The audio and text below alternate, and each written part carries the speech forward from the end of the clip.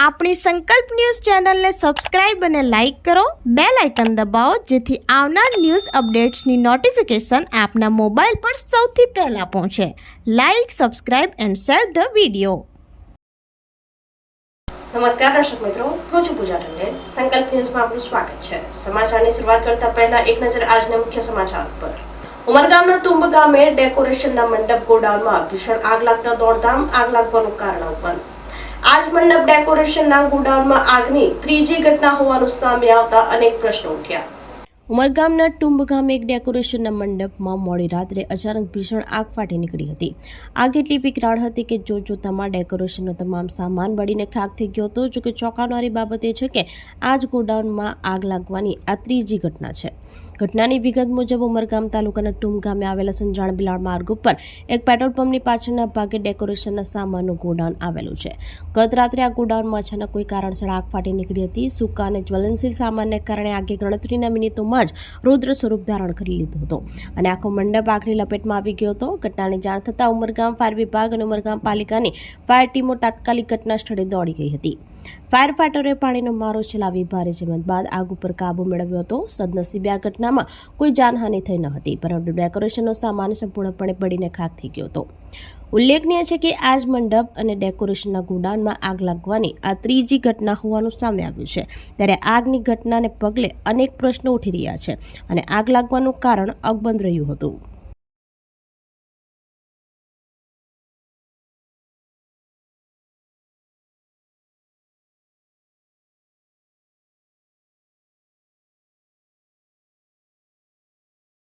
વલસાડના ચીચવાડામાં બિલ્ડરના ફાયદા માટે સરકારી ગૌચરણમાં ગેરકાયદેસર રસ્તો પહોળો કરાતો હોવાનો વિવાદ. ખેડૂતોના ટાર કમ્પાઉન્ડ તોડ્યા, ગૌચરણના ઝાડ કાપ્યા તો પંચાયતે માત્ર વીજ પોલ ઉપર નોટિસ ચોંટાડી સંતોષ માન્યો. વલસાડ તાલુકાના ચીચવાડા ગામે એક બિલ્ડરના મહાકાય પ્રોજેક્ટને લાભ કરવા માટે સરકારી ચોપડે ગૌચરણ હેઠળ ચાલતી સરકારી જમીનમાં ગેરકાયદેસર રીતે રસ્તો પહોળો કરવાનો વિવાદ સામે આવ્યો છે. સ્થાનિક ઇસમો દ્વારા કામગીરી કરવામાં આવી હોવાની ચર્ચા ગ્રામજનોમાં જોરશોરથી ચાલી રહી છે. પાનેરા ગામે રહેતા વિરેન્દ્રભાઈ વિનોદભાઈ સોભાઈ પાનેરા પાડી અને ચીચવાડા જૂથ ગ્રામ પંચાયતના સરપંચ અને તલાટીને એક લેખિત ફરિયાદ કરી છે. તેમણે જણાવ્યું કે ચીચવાડા ગામના સીમાડે તેમની ખેતીલાયક જમીન આવેલી છે. ત્યાં અશોક વાટિકા સોસાયટીથી સ્વસ્તિક વિલા સોસાયટી તરફ જતો આશરે 10 ફૂટ પહોળાઈનો હયાત રસ્તો છે.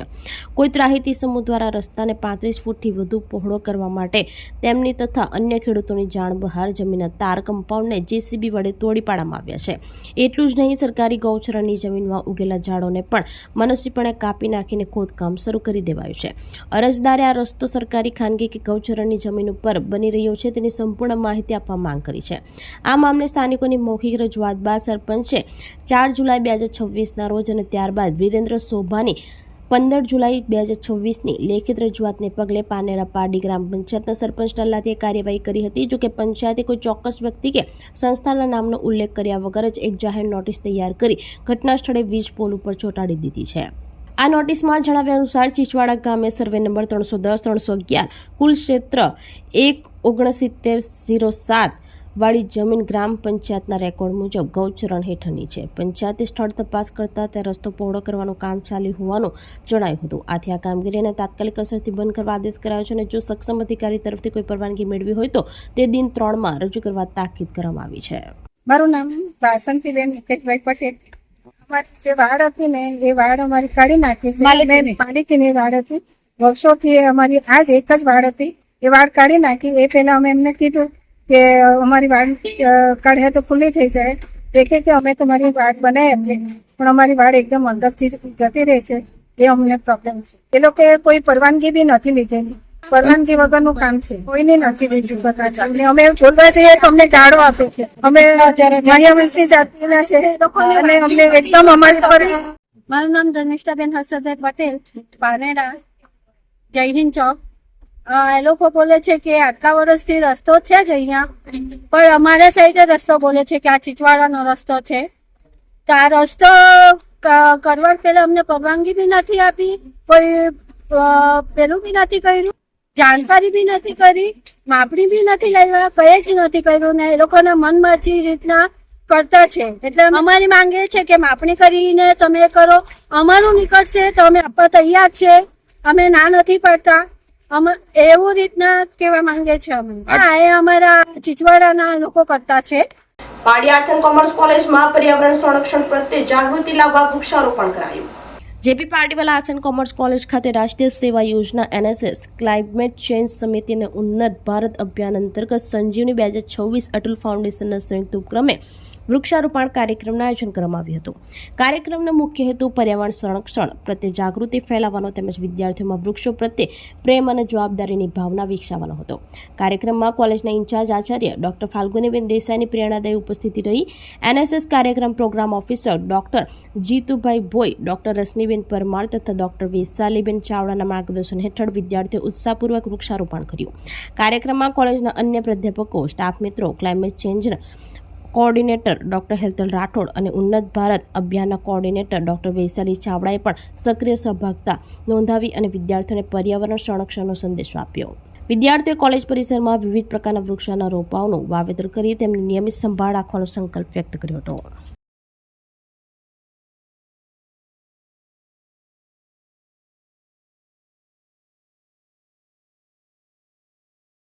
વલસાડમાં પત્રકારોની જનરલ મીટિંગ. પ્રેસ કોન્ફરન્સમાં માત્ર માન્યતા પ્રાપ્ત પત્રકારોને જ પ્રવેશ આપવામાં.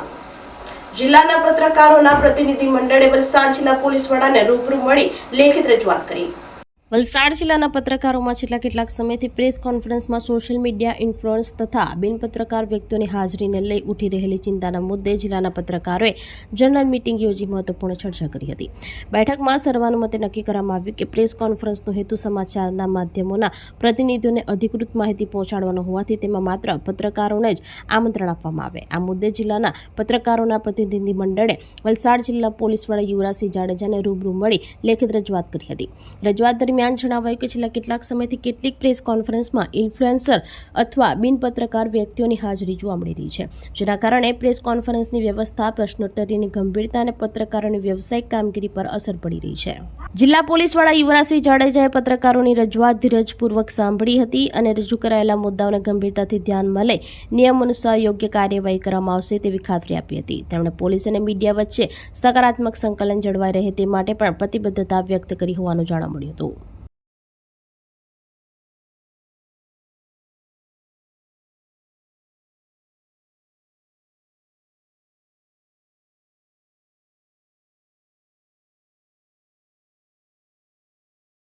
પાડી ખડકીમાં ઘર પાસે બૂટમાં સંતાયેલ બેબી અજગરને જીવદયા ગ્રુપે રેસ્ક્યુ કર્યો. પાડી તાલુકાના ખડકી ગામમાં રહેતા ચિરાગ દિલીપભાઈ નાયકના ઘરમાં રાખેલા બૂટના સ્ટેન્ડમાં બૂટ મૂકેલા હતા, જેમાં રાત્રિ દરમિયાન એક અજગરનું બચ્ચું આવીને સંતાઈને બેસી ગયું હતું. સવારે ચિરાગભાઈની નજર બૂટમાં બેસેલા અજગરના બચ્ચા પર પડતા તેમણે તરત જ જીવદયા ગ્રુપના પ્રમુખ અલી અંસારીનો સંપર્ક કરતા સભ્ય દેવાંગ પટેલ સ્થળ ઉપર પહોંચ્યા હતા. દેવાંગ પટેલ દ્વારા સાવચેતીપૂર્વક અજગરના બચ્ચાનું સફળ રેસ્ક્યુ કરવામાં આવ્યું અને આ અંગે વન વિભાગને જાણ કરી તેને સુરક્ષિત રીતે તેને કુદરતી રહેઠાણમાં મુક્ત કરવામાં આવ્યું હતું.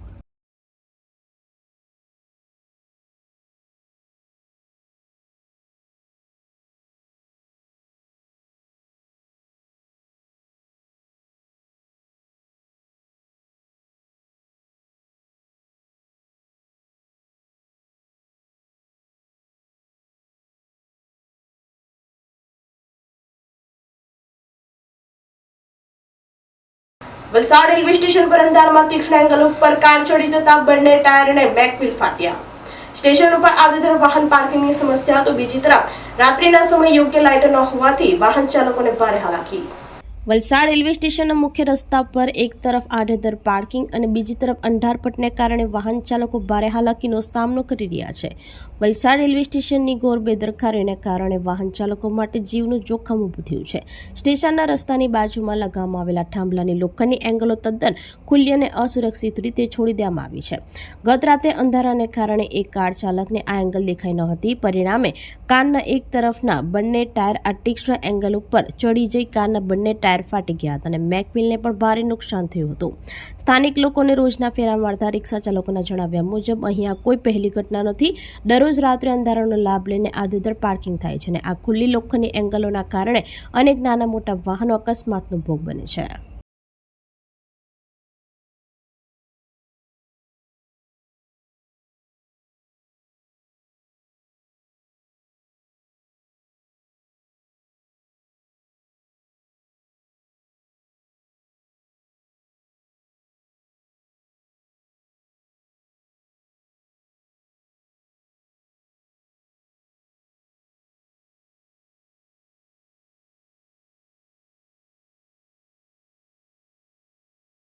ભરૂચના જંબુસર દરિયા કિનારે લાલ રંગનો નેવિગેશન બોય જોવા મળતા સ્થાનિકોમાં કુતૂહલ સર્જાયું. પાણીની ઊંડાઈ, ખડકો, રેતીના પટ, અન્ય અવરોધોથી નાવિકોને સાવચેત રાખવામાં તેની મહત્વની ભૂમિકા હોય છે. ભરૂચ જિલ્લાના જંબુસર તાલુકાના દહેગામ દરિયા કિનારે એક લાલ રંગનો નેવિગેશન બોય જોવા મળતા સ્થાનિકોમાં કુતૂહલ સર્જાયું હતું. જો કે આ કોઈ રહસ્યમય વસ્તુ નહીં, પરંતુ સમુદ્રી માર્ગદર્શન માટે ઉપયોગમાં લેવાતું મહત્વનું નેવિગેશન સાધન છે. જંબુસર તાલુકાના દહેગામ દરિયા વિસ્તારમાં લાલ રંગનો નેવિગેશન બોય જોવા મળ્યો છે. આ બોય દરિયામાં જહાજો, બોટો અને અન્ય જળ વાહનોને સુરક્ષિત માર્ગ દર્શાવવા માટે સ્થાપિત કરવામાં આવે છે. નેવિગેશન બોય સમુદ્રી માર્ગોની ઓળખ, જોખમી વિસ્તારો અંગે ચેતવણી અને સુરક્ષિત ચેનલ દર્શાવવાનું મહત્વપૂર્ણ કાર્ય કરે છે.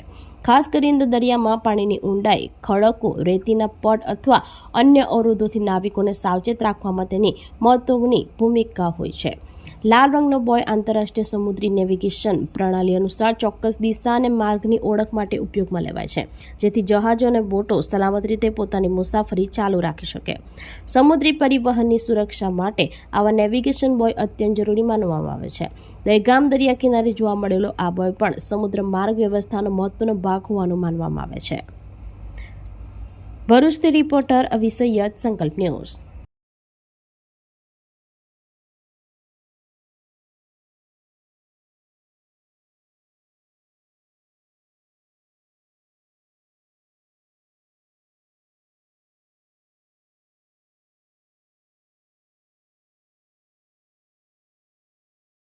વલસાડમાં વરસાદી માહોલ યથાવત રહેતા ધરતીપુત્ર અને લોકોમાં ખુશીની લહેર. વલસાડ જિલ્લામાં આજે પણ વરસાદી માહોલ યથાવત રહ્યો છે. જિલ્લામાં મેઘરાજા ફરી વરસતા સમગ્ર પંથકમાં ખુશીની લહેર દોડી ગઈ છે. આજે વહેલી સવારથી જિલ્લાના વલસાડ, પારડી, ધરમપુર, કપરાડા તાલુકામાં સાર્વત્રિક વરસાદ નોંધાયો હતો. લાંબા વિરામ બાદ મેઘરાજાએ ફરી મહેર કરતા વાતાવરણમાં ભારે ઠંડક પ્રસરી ગઈ છે અને લોકોને અસહ્ય ગરમી અને ઉકળાટમાંથી મોટી રાહત મળી છે. લાંબા સમયથી ખેડૂતો જેની કાગડોળે રાહ જોઈ રહ્યા હતા તેવા વાવણી લાયક વરસાદ ખાબકતા ધરતીપુત્રોના ચહેરા ખીલી ઉઠ્યા છે. વરસાદ પડતા જ ખેડૂતો દ્વારા ડાંગરના પાકની વાવણીની કામગીરી જોરશોરથી શરૂ કરી દેવામાં આવી છે, તો બીજી તરફ ઠેર ઠેર માર્ગ ઉપર પાણી ફરી વળ્યા હતા.